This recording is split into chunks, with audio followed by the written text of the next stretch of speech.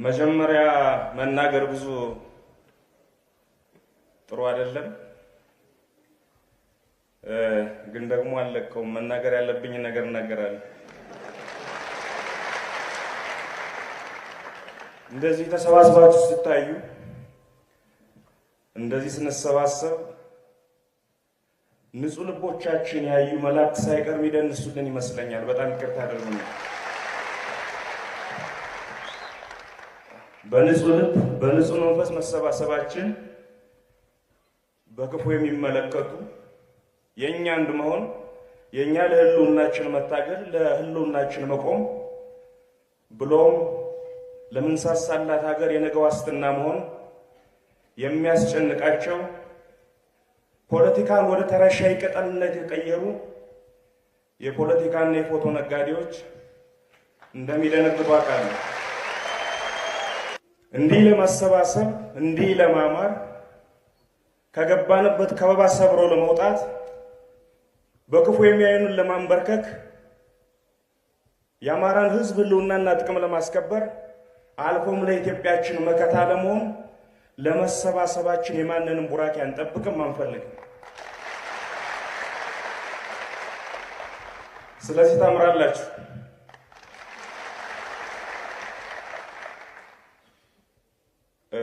ኢንጂነር ይልቃል ጌትነትን ከማርቆስ መድረክ በኋላ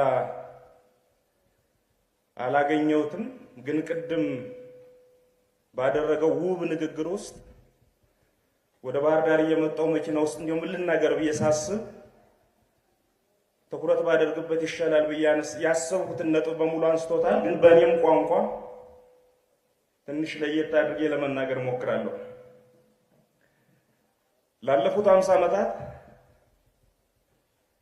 ጸረ አማራነት ተጸንሶ ጸረ አማራነት ተወልዶ አድጎ ዛሬ እስኪያረጅ ድረስ አማራ እንዲጠፋ በህይወት ቢኖር እንኳን ደህይቶ መስኪን እንዲኖር ሲፈረድ የአማራ ልጆችም በቀናነት ለሚወዷት ኢትዮጵያቸው ሲሉ በተለያዩ ድርጅቶች ተሰግስገው ሀገራቸውን መልክ ሳያስይዙ እነሱም በተለያዩ ድርጅቶች ውስጥ ጠፍተው ሰጥመው ቀርተዋል።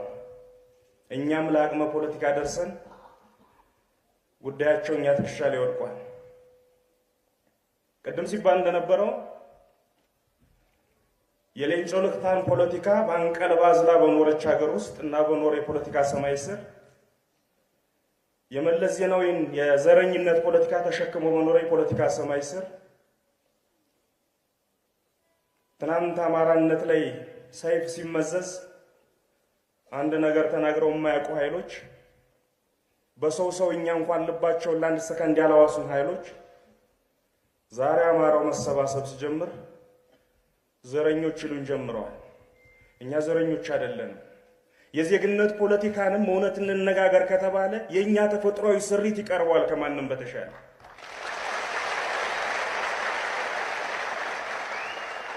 እኔ እንደሚገባኝ የፖለቲካል ሳይንስ ሰዎች ካላችሁ ልታደሙ ትችላላችሁ። የዜግነት ፖለቲካ ማለት ሰውን በዜግነቱ መውደድ፣ በዜግነቱ ማክበር ወይም ሰዎች በአንድ ሀገር የፖለቲካ ስርዓት ውስጥ በዜግነታቸው ብቻ ተከብረው የሚኖሩበትን አትሞስፌር መፍጠር ማለት ነው።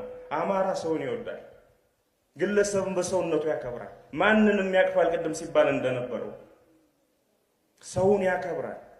ከዚህ ተፈጥሯዊ ስሪት በላይ የዜግነት ፖለቲካ ለሚባለው ፍልስፍና የቀረበ አስተሳሰብና የማህበረሰብ የስነ ልቦና እድገት ካለ እኔ ለመከራከር ዝግጁ ነኝ። ማንንም ማግለል አይደለም ሚንስ።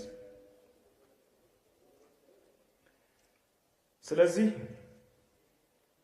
ሌንጮ ለታ እና የዘመን አጋሮቹ ከነ ማርክስና ኤንግልስ ቀያይ መጻሕፍት የተረገሙ ገጾች የቃረሙትን ፎርሙላ ይዘው አማራን ጨቋኝ ብለው ራሳቸውን ተጨቋኝ አድርገው 50 ዓመት ሙሉ ሜዳውን ተራራውን ሲያርሱ ዘረኞች አልነበሩም።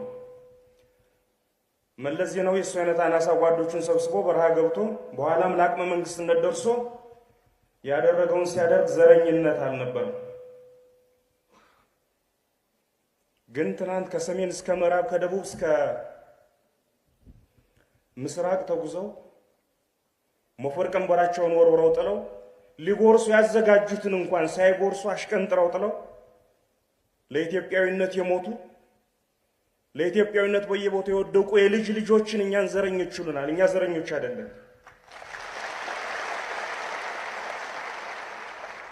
በ1998 ዓመተ ምህረት በጣም በትንሽ እድሜ አንድ መድረክ ላይ እዚህ ሴራር የሚባል መስሪያ ቤት አዳራሽ ስለ አማራነት ተከራክሬያለሁ።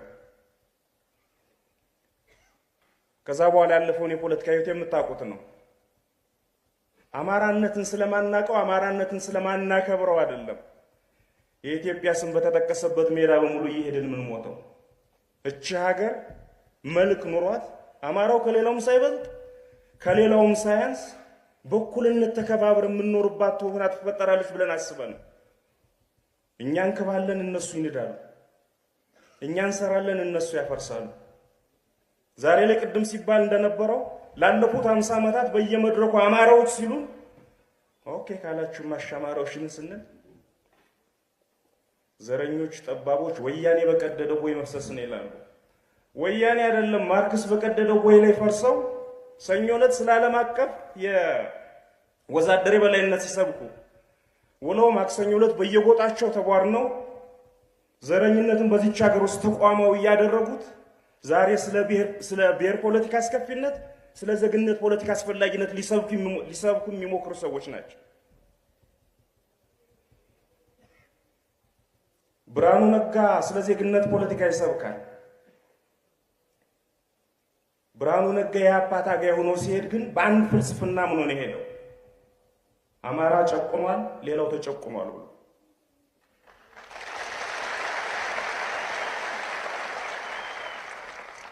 አንድ ድርጅት ውስጥ ነን። ብርሃኑን አውቀዋለሁ። ዶክተር ደሳለኝ ጫኔ አብሮ አደጌ ነው፣ እሱንም አውቀዋለሁ። ሁለቱን አውቃቸዋለሁ። ዶክተር ደሳለኝ ጫኔ የአብን ሊቀመንበር ነው፣ ግን ከብርሃኑ ነጋ የተሻለ ኢትዮጵያዊነት አለ። በእርግጠኝነት ነው የምነግራችሁ።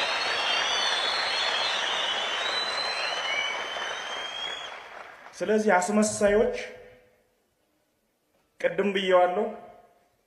የብርሃኑ ነጋ ሌጋሲ በኢትዮጵያ ፖለቲካ ውስጥ ምንድነው ብላችሁ ብትጠይቁኝ ፖለቲካን ሸቀጥ ማድረግ ይችላል።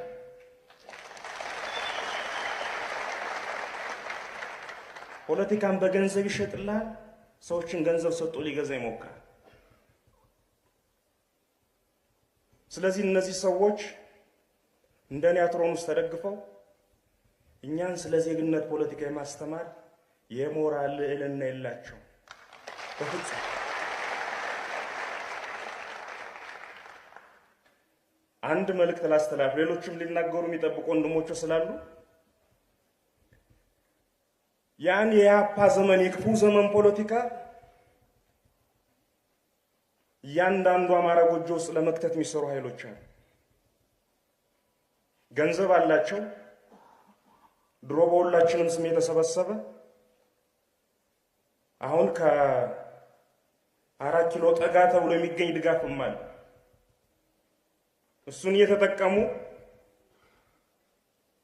ላለፉት 50 ዓመታት እንድንጠፋ ከተቻለ ካልተቻለ በልመና እንድንኖር የተፈረደበት ማህበረሰብ ልጆች ስለሆኑ የኢኮኖሚ ድክመታችን የኪሳችን ባዶ መሆን እንደ ትልቅ አጋጣሚ ቆጥረውት ከመካከላችን ለአንድና ሁለት ወንድሞቻችን ሳንቲም እየረጩ በወንድማማቾች መሃል መገዳደል እንዲዘራ እየሰሩ ነው ያሉት።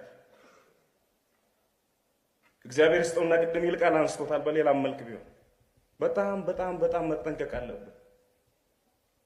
ቀይ ሽብር ነጭ ሽብር ያልደረሰበት የኢትዮጵያ ኮርነር ባይኖርም አብዛኛው የሞት ያማራ ወጣት ነው። ታውቃላችሁ መይሶን ኢህአፓ በዘመኑ በነበሩ ድርጅቶች አባል ሆኖ አመራር ሆኖ በነበሩ እርስ በርስ መጋደል ያለቁት በብዛት ያማራ ልጆች ናቸው። ኢትዮጵያዊነትን ማስተማር ከፈለገ እንዲሁ ዞር ዞር ማለትም እኮ ጥሩ ነው።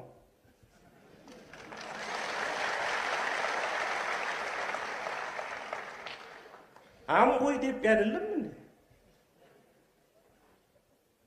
ምንድነው የሚያመላልሳቸው? በቃ እናንተ ምንም ምርጥ ኢትዮጵያውያንን ታውቁታላችሁ ልባችሁ።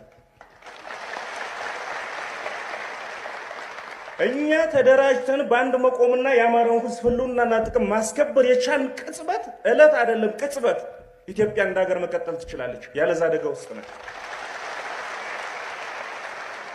ስለዚህ የኛ መደራጀት የኛን ህልውና ከማሰንበት ባለፈ የኢትዮጵያንም ህልውና ማስቀጠል እንደሆነ ሆዳቸው እያወቀው ኢትዮጵያዊነትን ሊያስተምሩን የሚመጡ ለምንድን ነው? ለምን ጅጅጋ ሄዱ? ታውቁታላችሁ። ምክንያቱም በምዝግዝግስታው ነው የሚያባረሯቸው። እዚህ ግን ይመለሳሉ። የኛን ቻይነት ተጠቃ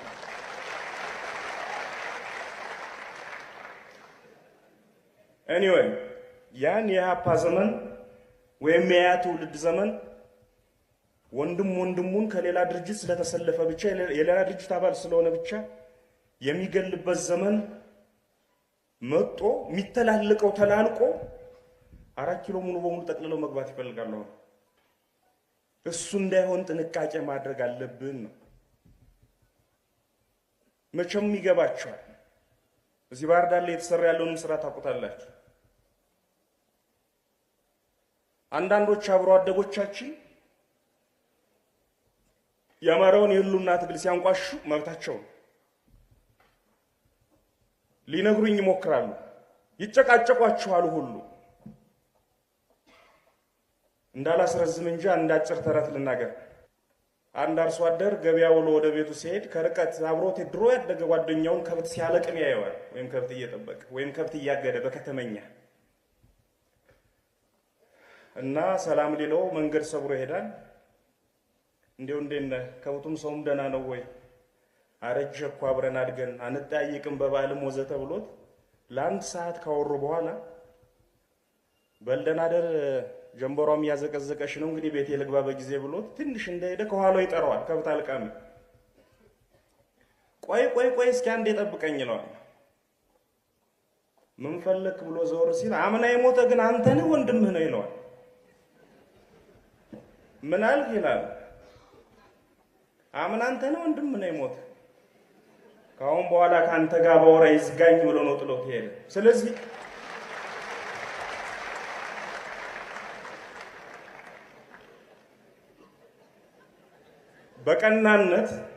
በቀናነት መረዳት የሚፈልግን ኃይል ማስረዳት፣ ጠላቶቻችን ከስር የአማራ ህልውና ትግል ጸረ ኢትዮጵያዊ እንቅስቃሴ እንደሆነ አድርገው ስለሚሰሩ የዋሆችን ማንቃት ያስፈልጋል።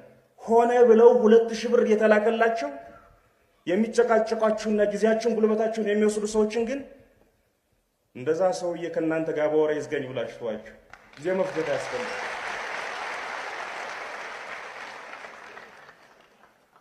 ስለዚህ ይሄኔ ክፉ ሽንት የሆነ እርስ በርስ የማጫረስ ፖለቲካ በንቃት ማየት አለብን። ምንም ቢሆን ወንድማማቾች ነን። ትናንትና ከትናንት በፊት ወንድሞቻችን በተለያየ ፖለቲካ ወገን ተሰልፈው እርስ በርስ ተጋለዋል። እሱ መደገም መቻል የለበትም። በዛኛው ሞት ያለቀው የአማራው ወጣት ነው በብዛት ያንበሳውን ድርሻ የሚወስደው። አሁንም የሚያልቀው የአማራው ወጣት ነው። ይሄን ነቅተን እንጠብቅ ነው የመጀመሪያው መልእክት። ሁለተኛው የዶክተር አምባቸው ጊዜ ኖሮት ቢኖር ደስ ይለኛል። እንደሚሰማው ግን አልጠራጠርምና ነገር ልናገር። የወንድም መልእክት ነው። ይህን ያምቻ ጋብቻ የጎጥ ስብስብ አፍርስ።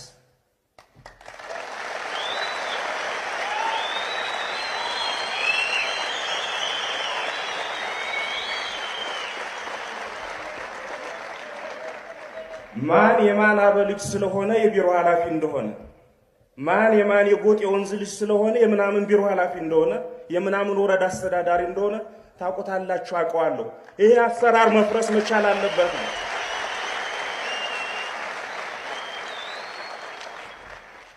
ባህር ዳር ከተማ ውስጥ ያለውን ስርዓት ወጣት ታውቁታላችሁ። በረንዳ ላይ ተቀምጦ ሲተክዝ ነው የሚውል 90% ወጣታችን። የ4 ሚሊዮን ብር መኪና እየነዱ እዚሁ ከተማ ውስጥ 4 የቀበሌ ቤት ያላቸው ሰዎች ደግሞ አሉ። ይህን ፍትሃዊነት ማስቆም ያስፈልጋል። ያክስቱን ልጅ ሲሾም እያየኸው ያጎቱን ልጅ ሲያንቆለጳጵስ እያየኸው መሪ ነው ብለህ ልትከተሉ አትችልም። ቅድም ያልሁትን ነገር አምባቸው ያደረገ ቀን እኔ አብሬው ሞታለሁ በግሌ። ስለዚህ ያምቻ ጋብቻ የጥቅም ኔትወርክ ይፍረስ። እዚህ ክልል ላይ ያኔ ህዝብና መሪ መገናኘት ይችላል። ሌሎች የሚጎሉን ነገሮች ስለሌሉ አይደለም እነዚህን አንስቼ መነግራችሁ። የማይጎለን ነገር የለም። የሚጎለንን ነገር በጋራ ህዝብም መንግስትም ሆነን አንድ ሆነን መቅረፍ ካለብን የግድ ስለሚያስፈልግ ማስወገድ ማለት ነው። ቀደም ያልኩትን ነገር የሚጥሙ የሚታዩ እርምጃዎች ሲወሰዱ ማየት ፈልጋለሁ በግሌ ለማለት ነው። ለዶክተር አብይም አንድ መልእክት አለኝ።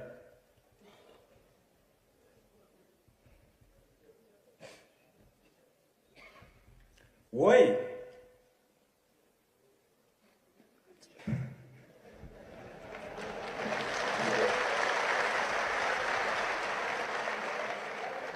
አሁን እሱ የጽዳት ዘመቻ ላይ ስለሆነ ቢዚ ነው፣ አይሰማኝም። ሌላ ሰው ያደርስ።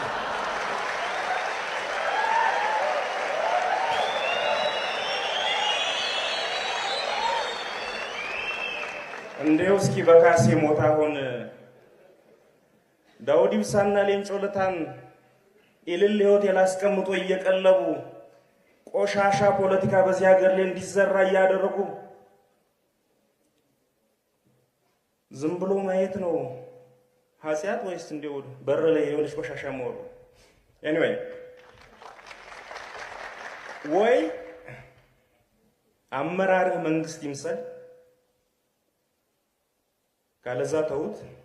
የምትችሉ ከሆነ አንተም ቡድንህም መንግስት ምሰሉ፣ አንተም መሪ ለመምሰል ሞክር ነው የምለው።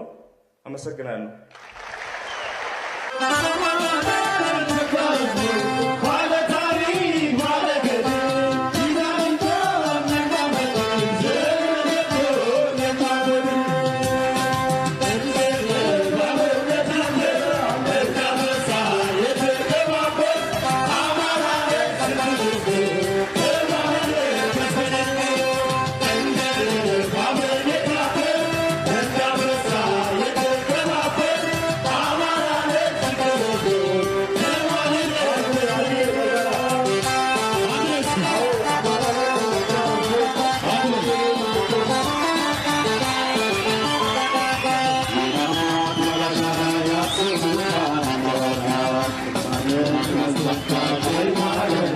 Thank you.